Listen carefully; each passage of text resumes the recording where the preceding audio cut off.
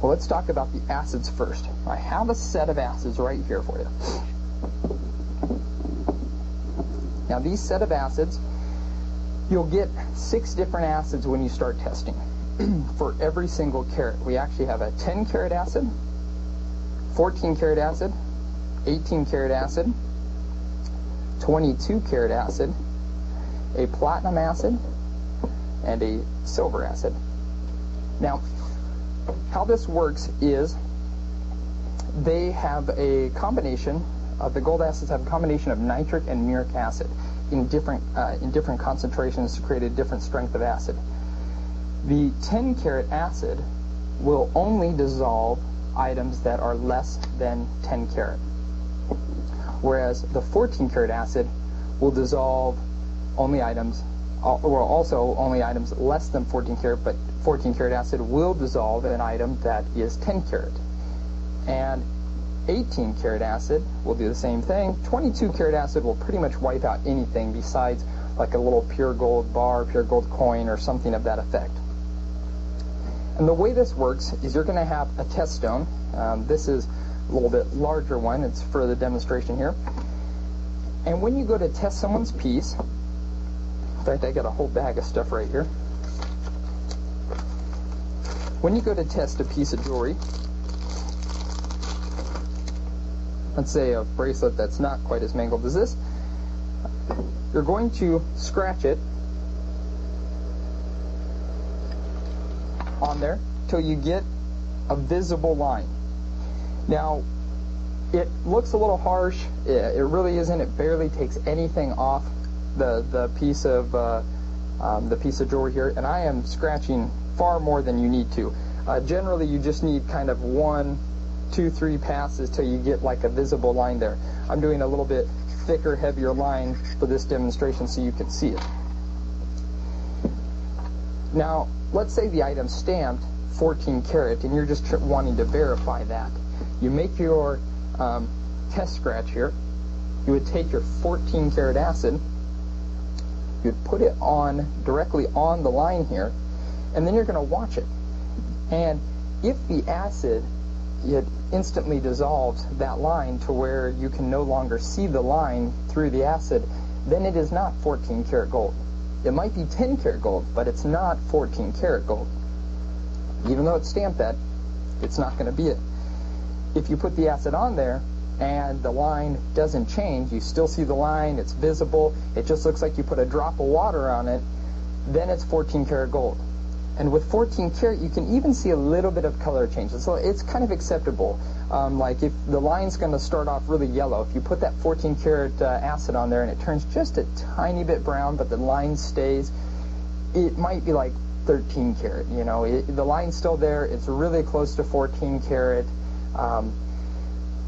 Otherwise, it would have dissolved the entire line if it were really any lower than that. One of the things that I want to be a little warn you about when you're testing an item is it's very important to have a general idea kind of what you're testing. Because if this item is just a plated gold item, and I take this 14 karat acid and put a drop on here, it is going to literally bubble. It's going to get a little bit of fumes here. It's going to turn a crazy blue, green color.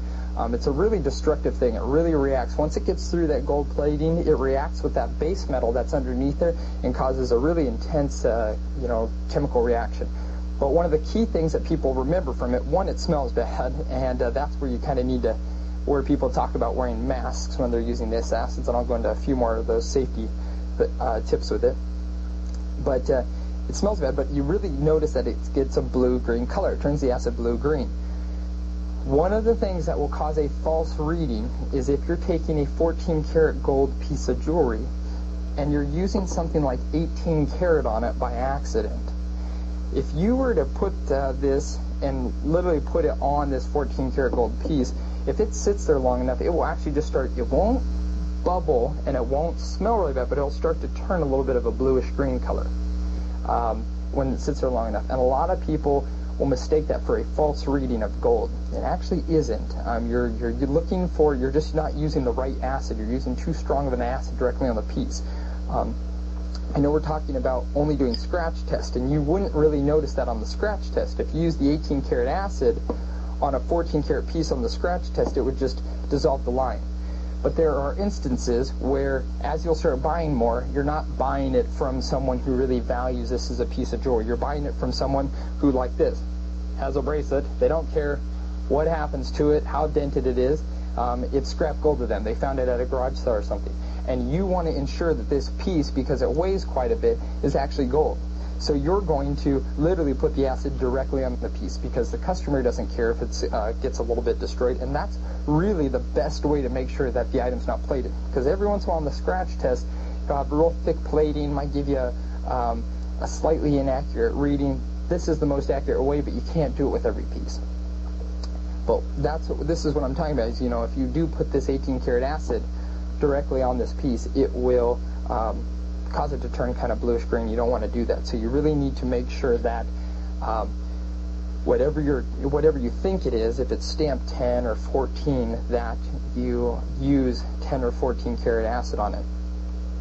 Now, what if you're doing that same type of test and this piece was actually 10 karat and you put the 14 karat acid on it?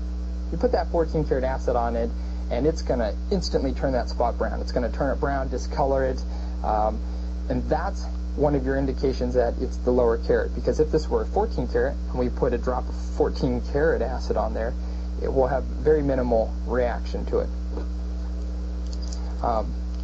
So I can do some of these tests here for you, but it's going to be really hard for you to actually see. In fact, practically impossible for you to see on the camera there. But you know, when you're with your own acid test, you can play around with a couple different things. Once you get a few pieces of jewelry, I suggest taking a piece of 14 karat, putting all the acids on it, 10 karat, 14 karat, 18 karat, 22 karat, and seeing how those acids react with the piece. Then taking a piece of 10 karat when you get it, and doing the same thing, because this is going to get melted down, so it doesn't really matter what you do to it, or what happens to it. All of the gold acids work the same. If it's equal, if the item you're testing equals the or like is 18 karat, the line will stay. If it's not, it'll dissolve. If the item you're testing is 14 karat, that line will stay with 14 karat acid. If not, it'll dissolve. All of them work that way. When you get into the silver and platinum, the silver is slightly different. The silver is, when you do the scratch test and you put the drop of silver on there, you'll want to see it turn blood red. The acid's already got a red hue to it, but it will actually get almost a cloudy murkiness to it and turn red. And if you take literally a piece of silver and dump the acid directly on it, it will bubble, turn red, and really, or not bubble, it will just get like a blood red consistency. Really almost, it looks thick and goopy, of a blood red consistency. That means it is sterling silver, 92.5% silver. That's really what you're looking for.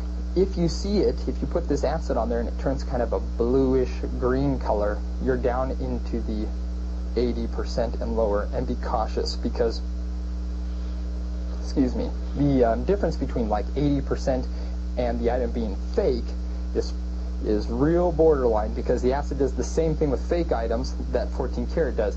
If you put it on a piece that is silver plated, once it hits that base metal, it kind of has a reaction to it. That is a bluish-green reaction. So anytime you get a blue-green reaction with the acids at all, something's up. You need to, it's either fake, or you're using too strong of an acid or something. You need to check what you're doing and be real cautious in buying that. And last, with the platinum acid, real simple. Do a scratch test with platinum. Put a drop of platinum acid on there. Line stays, it's platinum. Line dissolves, not platinum. Because we use platinum in such a high concentration, like I said, 90 and 95%, that's really the only test for it with the acids. That's kind of the overview here with the acids. I'm going to go over one other thing with them real quick. It's also good to get a test, what they call these test needles. Mine are really beat up because actually the acid chemicals, I had them in the same box for a while, really eroded it. But these are little needles, and at the tip here is a piece of 10 karat gold, 14 karat gold, and 18 karat gold. And these are known to be exactly 41.6%, 58.3%, and 75% gold. The useful thing about this is, for example, you can take the 14 karat needle, because we know this is 14 karat, and I got my big scratch here from the bracelet, and we'd put a scratch next to that. Then we'll take the 14 karat acid and put a drop on both lines, and the reaction should be the same. As the test line, or as the control line, we know that this one right here is 14 karat. So whatever the reaction this acid has with it should be the same reaction with this item that we think is 14 karat. These are extremely useful when you're first getting going and first learning, because you're going to wonder, like, you might see a reaction happen, but you're going, well, is that right? Is that the right? Is that what it's supposed to do? This is how you know what it's supposed to do. And in fact, it's quite common to get them with 10, 14, 18, 22 karat, and even silver on the tip of them, where you get 5 needles. So it's extremely useful just for testing. Even when you're learning, you can sit down on a test stone and do all kinds of different tests with it. Or if you're actually testing a piece, it's the great comparison tool. Very, very useful in the beginning. Once you really get the hang of it, you know, I rarely use these test needles. I usually only use them to make sure my acids are still good in how they're reacting. But in the beginning, this is very valuable. Well, okay, I'm going to quickly go over the other 2 methods of testing, and then I'm going to actually get into the rest of the equipment that you would need. So we've gone over acid testing. The next one is electronic. And electronic testers are fairly popular, but they're a little expensive. They're about $400 for a good one. You can find them for like $100, but those aren't all that great. Really, the good ones, there's 2 of them that are about $400, and they have some perks to them in the sense that they will tell you the exact carat on the display. Basically, they have a gel tube. In fact, let me go get mine.